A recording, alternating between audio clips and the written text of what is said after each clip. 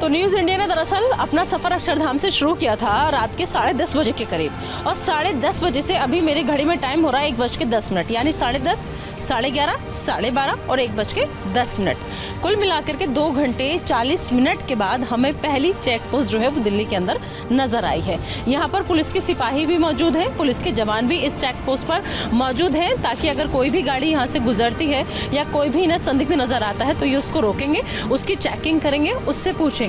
लेकिन 10:30 बजे से 1:10 पर हमें पहली चेक पोस्ट जो है दिल्ली के अंदर नजर आती है। और देश की कैपिटल होने के साथ साथ अगर इतना भद्दा टैग दिल्ली को मिलता है कि दिल्ली जो है वो सुरक्षित नहीं है, तो ये दिल्ली के लिए भी सच में शर्मसार है।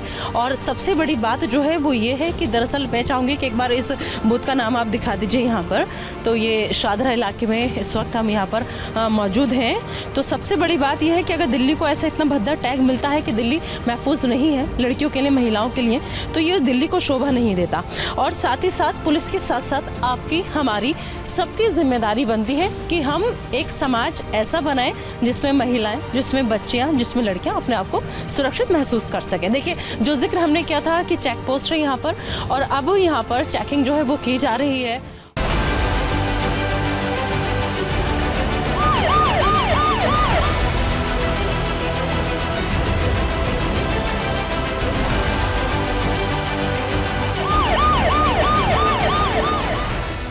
हमने क्या देखा सड़कों पर दिल्ली की, वो ये देखा कि स्ट्रीट लाइट जिन्हें लगाया जाता है सड़कों पे रोशनी के लिए, ताकि वो जलती रहे, और अगर उस रास्ते से कोई लड़कियां या महिलाएं गुजरे या कोई भी गुजरे तो उनके साथ कोई क्राइम ना हो। लेकिन यहाँ पर आप देखिए कि स्ट्रीट लाइट जो है वो लगी हुई तो जरूर है, लेकिन वो जल नहीं रही है, वो यहाँ पर बंद पड़ी है। सबसे बड़ी जो बात है वो ये है कि दरअसल जिस तरीके से दिल्ली के अंदर न्यू ईयर की रात एक बहुत बड़ी शर्मनाक हादसा हुआ, घटना हुई। कंझावाला नामक एक जगह पर एक 20 साल की युवती को कार से बांधकर घसीटा गया।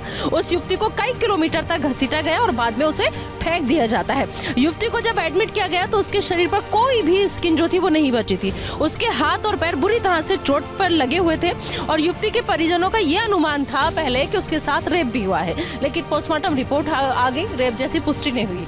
लेकिन सवाल यह है कि अगर इतना बड़ा कांड हो जाने के बावजूद भी हम अगर कोई सबक नहीं लेते हैं और लड़कियों के साथ इसी तरीके की दरिंदगी होती रहती है, तो उसकी जिम्मेदारी किसकी होगी? अगर सड़कों पे आपने स्ट्रीट लाइट को लगाया है तो क्या उनकी जलने की जिम्मेदारी जो है वो कौन लेगा? उन्हें कौन जलवाएगा? ये कौन तय करेगा? कौन देखेगा कि दिल्ली की सड़कों पर जो स्ट्रीट लाइटें लगी हुई है वो काम कर रही है या नहीं कर रही है? और ये हाल तब है जब दिल्ली में न्यू ईयर की रात एक भयानक हादसा हो जाता है, एक लड़की के साथ दर्दनाक हादसा हो जाता है, और उसके बाद में लगातार एक के बाद एक कई मामले और भी सामने आ जाते हैं। लेकिन अभी भी देश का दिल, देश की दिल्ली, राजधानी दिल्ली, जहां पर जिसकी सड़कों पर रात के वक्त न्यूज़ इंडिया मौजूद है, उसका हाल आप देखिए कि स्ट्रीट लाइटें सिर्फ खाना पूर्ति के लिए लगा दी गई हैं, लेकिन जल नहीं रही हैं। मतलब अंधेरे में किसी भी लड़की के साथ कोई भी क्राइम जो है वो कभी भी कहीं भी हो सकता है, क्योंकि जो अपराधी होते हैं वो इसी अंधेरे का फ़ायदा उठाते हैं।